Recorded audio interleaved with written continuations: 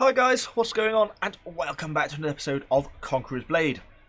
So today I just wanted to very briefly touch on land ownership, or fiefs, owning fiefs, kind of how you interact with the interface, what options you kind of have available to you, and just kind of take a little bit of a look at the back end of stuff.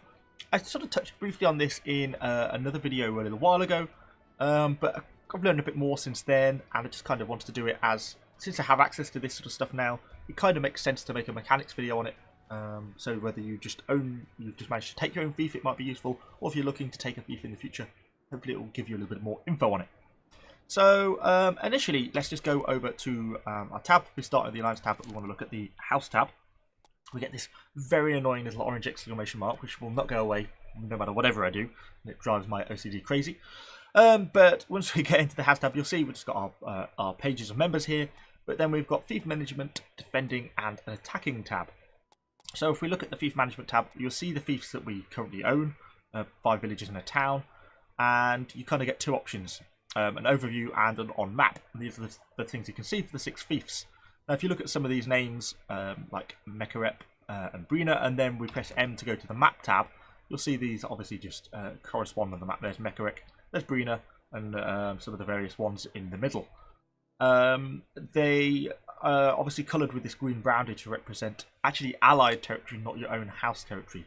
So, for example, we don't own Fashegi, that's actually in the Alliance, but it's still all coloured with the same boundary.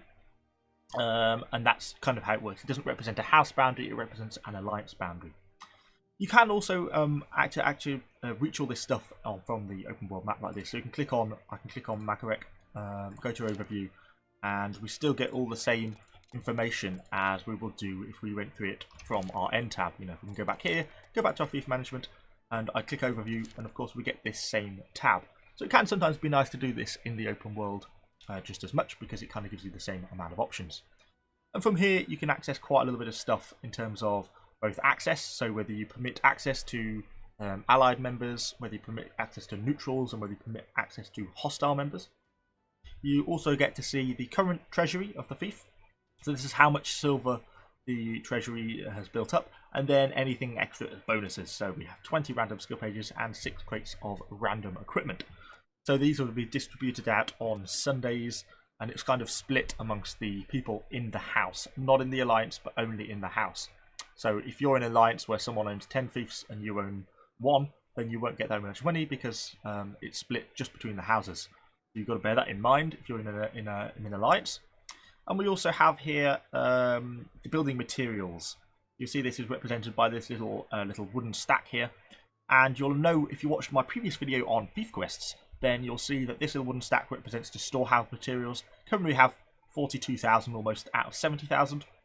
And it costs 7,000 per week in upkeep. So at the end of the week we'll lose 7,000 off this score.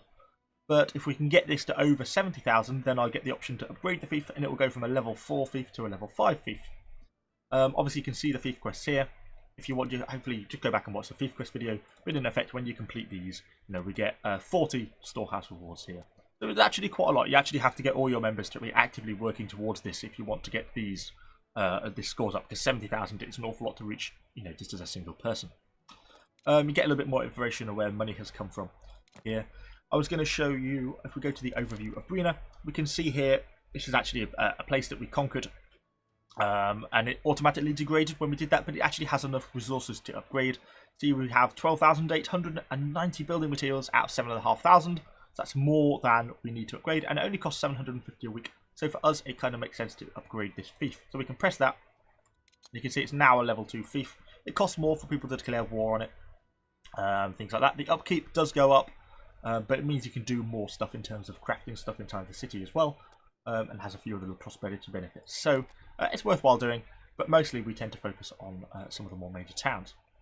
So other tabs you have on this house access is the defending and the attacking tab.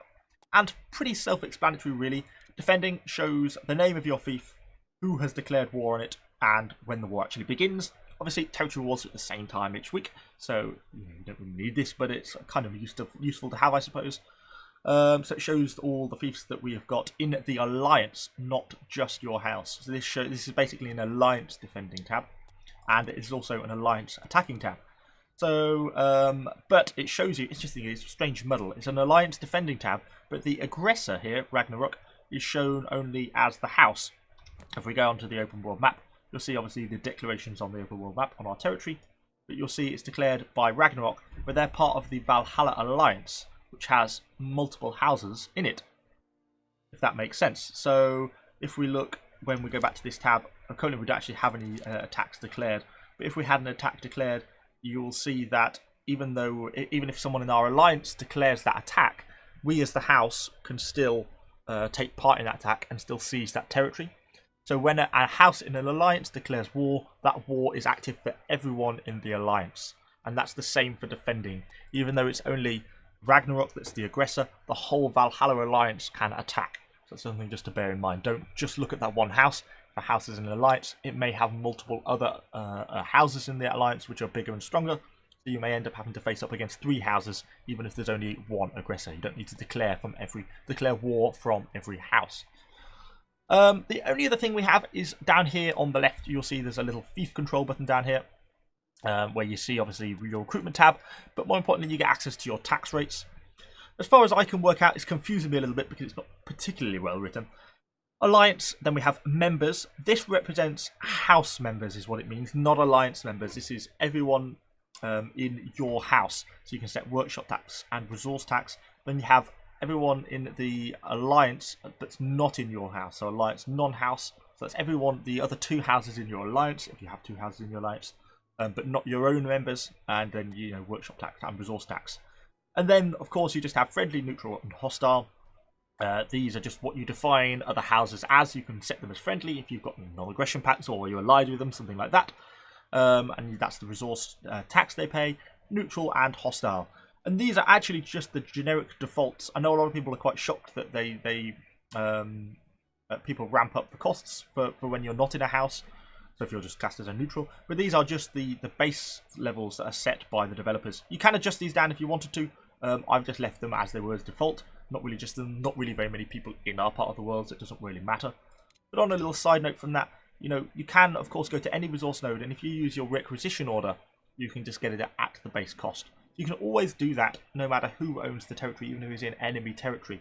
And for me personally, I've got 99 and then there's another 30, there's 137 requisition orders. So you can really use that together. You know, if you need some horses, you can go and use your requisition order. You don't need to pay the 12,000 bronze in tax or something. You can get around that just using the requisition orders. That's kind of what they're there for. So bear that in mind when you're thinking about tax. And that pretty much covers everything. If you guys have any questions about how anything else on this tab works, obviously you just get your standing notice, which you can modify, or that's just sort of house management stuff. But with the fief stuff, it mostly just comes down to, you know, you have your access, you can upgrade your fief, you can do fief quests, you get to see the treasury, and you get to set your own tax rates. Beyond that, you don't get much control in terms of how you manage your fiefs. There's not a lot else to really control. That's just kind of how they'll work. You can see, obviously, your treasure income on all of them, as I pointed out, and you can see the tributes, what they're making, and you can kind of see how that's made if you want to. You know, obviously, you can look at it and you can see, because this Limonite Iron Mine here is blue, obviously it's more in demand, so more people from the Alliance have probably been farming it. That's why that generated a reasonable silver income, whereas something like just a generic limestone quarry, not really very much use to people. No one's really bothered collecting that much. So that's kind of how all that works. Anyway, thank you for watching this video, guys. Hopefully it's been helpful. As I said, any questions, stick them in the comments down below and I'll try and get back to you. And I shall see you guys all on the next Conqueror's Blade video.